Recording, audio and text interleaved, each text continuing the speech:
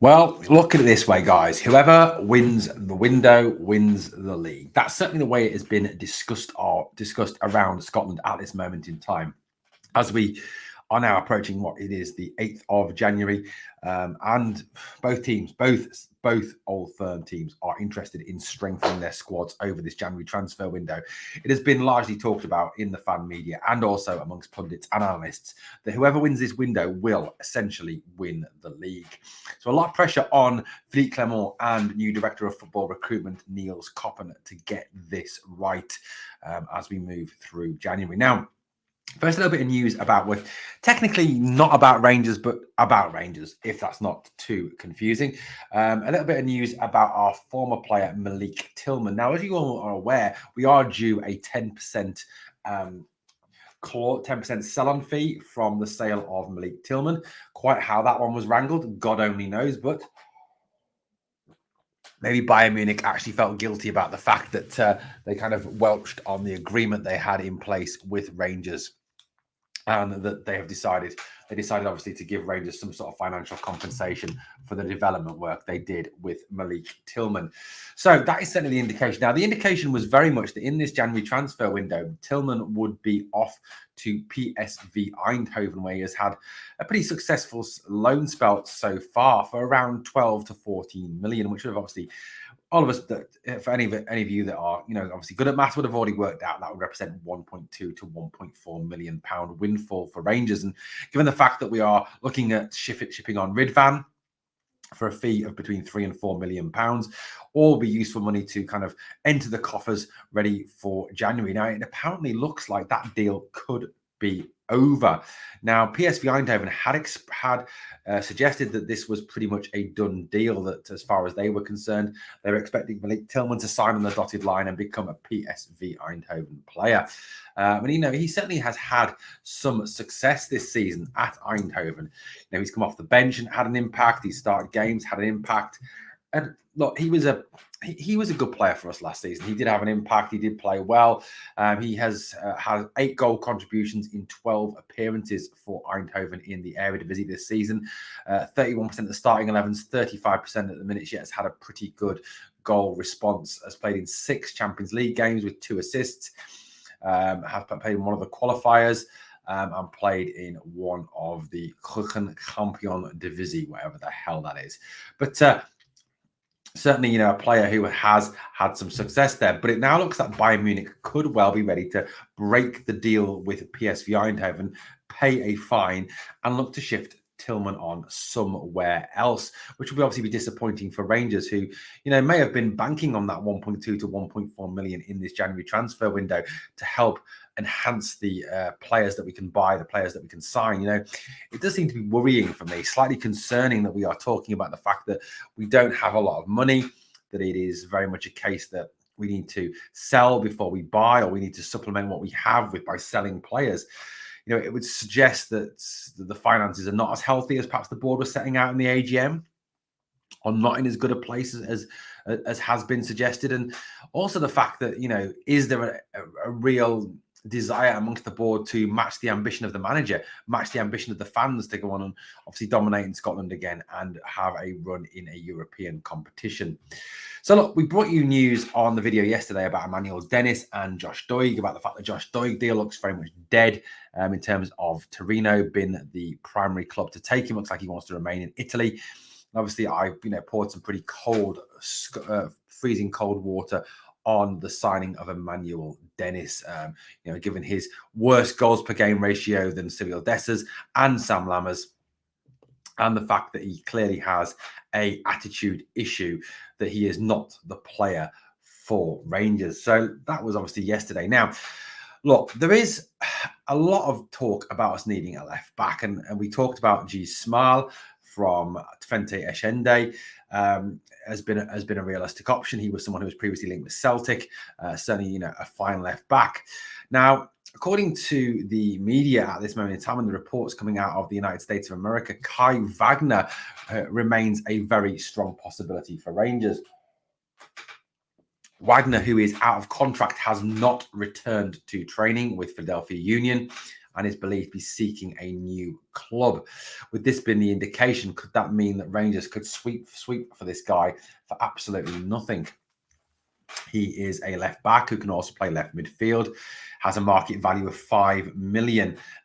He is 1.82 meters tall, so just sort of 6 foot, so physically bigger than Rid van Yilmaz. Has played, in a mixture of leagues during his time coming up through football. He's played in the MLS. He's played in the third division of third Liga. He's played in the regional divisions in Germany. He's played in the CONCACAF Champions Cup. He's played in the MLS Cup as well. He's made 170 appearances for Philadelphia with 7 goals and 32 assists. So that's 39 goal contributions in 170 games. Played for Württemberg Kickers in a regional league in Germany with 47 appearances, 3 assists. Also played for SSV Ulm at the start of his career, 34 appearances, 1 goal, 7 assists. And also made appearances for Schalke's second 11 as well, where he made 33 appearances with 1 assist. Now, obviously, there are concerns about him in terms of the fact that he hasn't played major football in Europe. His only European experiences come at a fairly minor level in Germany with Württemberg Kickers, SSV Ulm and Schalke all for second 11. He's certainly a player who has been reborn in America, certainly has had some success in the United States of America, and his figures would appear to obviously support that with that 36 goal contributions, 39 goal contributions, in 170 games. He has played the majority of his career at left back, 221 of his appearances at left back, 33 at left midfield, and 1 as a centre back. But, like I said, he is primarily seen as a left back, left wing back, left midfield player. Certainly someone who can provide options on that left side. And like I said, given the fact that he has not returned to Philadelphia Union for preseason training, is out of contract, would certainly suggest that he could well be an option, that we look at. At the end of the day, it is, I think, a real need that we do need a left back. It does look increasingly likely now that Rid van Yilmaz will be off and out of here I'm hearing between 3 and 4 million. Certainly hope it's 4 million, because obviously that would represent a profit for Rangers, although we will have to pay a 20% of any profit to Besiktas. Borna Barisic, I think, his time has come to the end of the club. I know there's a lot of people who still support Borna, who still think Borna's a good left back. I understand that, and football's a game of opinions. I disagree wholeheartedly with that. I think he's cost us so many points in all firm games. He's too negative now. He passes back too often. He's lost a step of speed. He's not getting any younger. It's not like he's going to get any better either. So, we do need, I think, at least 2 left backs, if I'm being wholly honest with you. You look at the situation as it presents itself, with Rid van Yilmaz likely to be off to Hellas Verona, the Josh Doig deal being dead, so it looks like with him off to Torino, and the fact that Borna Barisic is out of contract in the summer.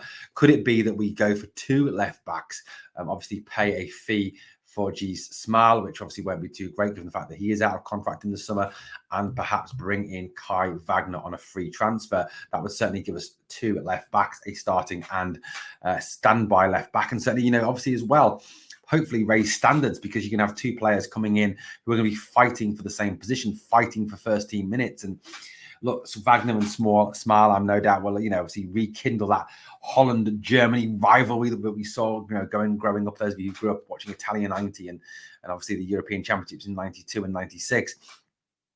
This is a rivalry, and I think that may be something that obviously feels on. And like I said to you before, when you have 2 players going for the same position, you get a raise in standard, you get a raise in talent, because 2 players push each other's levels up. As an NFL coach once said, 2 dogs, 1 bone, and iron sharpens iron.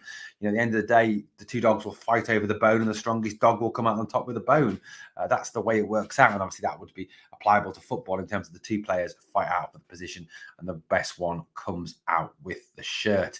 So, obviously, I think there is options there at left back. We do need a left back. It does appear that is top of the list of priorities this January transfer window, along with the striker position, which we will talk about shortly.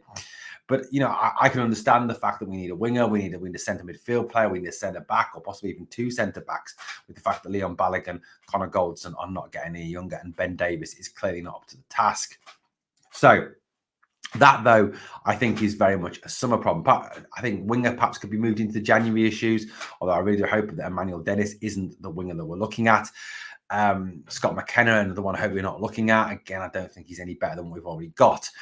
I think that is something that will wait the centre-back position until the summer. I also think centre midfielder could well wait till the summer. Could that be a case of perhaps getting Connor Barron on a pre-contract and then moving him in the summer? That would appear to certainly be an option for Rangers.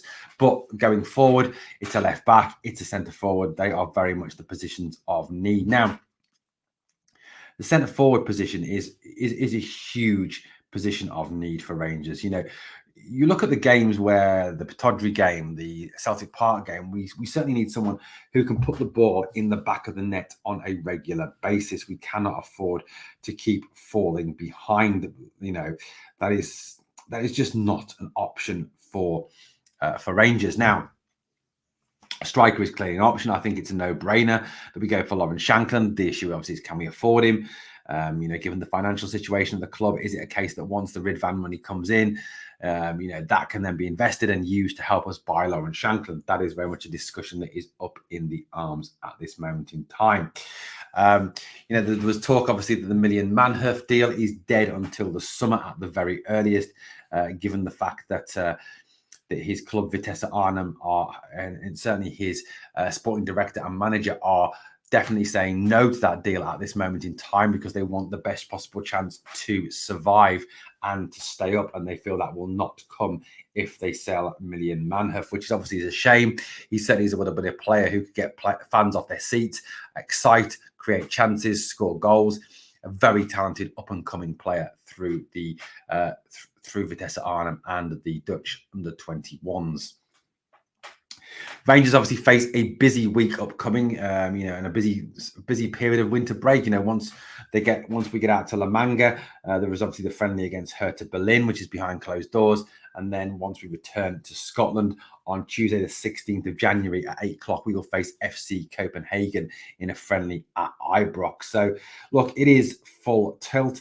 The Scottish top flight grinds to a halt between the 3rd and the 19th of January, as you're all aware. Dumbarton, obviously, on the 20th will be our first game back. That week in La Manga, though, is going to be absolutely critical. You know, it is a real chance for Philippe Clement to put across his ideas, to get his team playing the way he wants them to play, and also to get players back fit. That's an absolutely key one for me, to have players back and ready. Now, ideally, you would want any players that are going to come in over this January transfer window to come in during this period and come out to La Manga and join up with the squad. I think, is this squad that we have at this moment in time, with the addition of Fabio Silva, ready to compete? Probably not. I do think we need a couple of quality signings. Are we a million miles away from Celtic? Certainly not. Do they have slightly better players than us in key areas? Yes, they do, because of the fact that I think they have strikers, they have wingers who will score them goals. Certainly something that is kind of lacking in our team. You know, it's obviously at the moment we've only got Cyril Dessers who can play up front, which is a damn shame because the guy is just pish. It is a situation that we need to address. And like I said, the striker is a position. But I think we've got to look positively on this. We've got to really, you know, look at this in a very positive light. You know, if you think about where we were when Michael Beale was sacked as Rangers manager, none of us would have given us a hope in the league or winning another trophy, possibly even qualifying from our Europa League group. And we've got to kind of sit here on the 8th of January and reflect on where Rangers are at this moment in time. Yes, we are 8 points behind, but we have those 2 games in hand. And I agree, those 2 games are not a gimme. It's not an easy walk in the park for Rangers. It will be a fight. It will be a battle against Hibs and Ross County. But win those 2 games, it's down to 2 points. Are Celtic going to slip up again? Probably. You know, can Rangers go through to the end of the season unbeaten? Probably not. So, look, it is still all to play for. We are very much still in this league race, I feel. And I think, you know, you've got to take stock of, like I said, where we were to where we are now. And the fact that, you know, I think no matter who we bring in over this January transfer window, we have to trust Neil Coppin, we have to trust Philippe Clement to get this right. We are a team that are heading in the right direction. I think that is obvious to see. Philippe Clement is a real manager. He's a manager with a vision. He's a manager with a clear set of tactics, with a clear ambition of how to play the game. And I think that is all very positive indeed. So I think, you know, reflecting back to, the Beal time, which was very depressing, lack of tactics, lack of forward threat, just players in wrong positions. That's the way it was. But now we've got Clement, we've got a team that's moving forward. We've got to be optimistic about the future at this moment in time. Philippe Clement is certainly giving us that optimism through the way he sets his teams out, through the expectations he has of his players, and obviously the way that his teams play. That is where we're up to, and it is, I think, still all to play for in the League Cup, in the Scottish Cup, in the Europa League, and obviously in the league as well. And it all comes down to what Philippe Clement can get in January and then squeeze out of this squad. I think there's a number of players who could well be on their way out in January as we seek to free up wages and add to the coffers through transfer fees. And hopefully there's a number of players coming in. Like I said, it could be 2 left backs with G. Smile and Kai Wagner, who's out of contract. And I think, no matter what you say, no matter what you think, Lawrence Shankland is an absolute no-brainer for me. He is someone who will get you 15 goals and probably help you win the league this season. So look, that for me is an absolute no-brainer. What's kind of worrying at the moment is the fact that we're talking very much about centre forwards, and we do need a centre forward, etc., etc. But other than Lawrence Shankland, there isn't a lot of names swimming around out there. I certainly hope that Emmanuel Dennis is not being thought of as a centre forward, because his goals per game ratio is actually worse than Cyril Dessers and Sam Lammers, which is quite an achievement, really, if you think about it, to be actually worse than Lammers and Dessers in terms of scoring goals. I mean, that's pretty incredible. When you think about it, I mean, this is the record.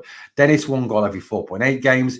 Dessers 1 goal every 2.7, Lammers 1 goal every 3.2. So as you can see, even Dessers and Lammers have a better goals per game ratio. I accept that Dennis has sometimes been played out wide, but you still expect your wingers to weigh in with a fair more goals than Dennis has ever done, along with obviously the attitude problem that I spoke about in yesterday's video. And if you haven't checked it out, guys, go back and check it out. That was the video that came out yesterday talking about Emmanuel Dennis and Josh Doig.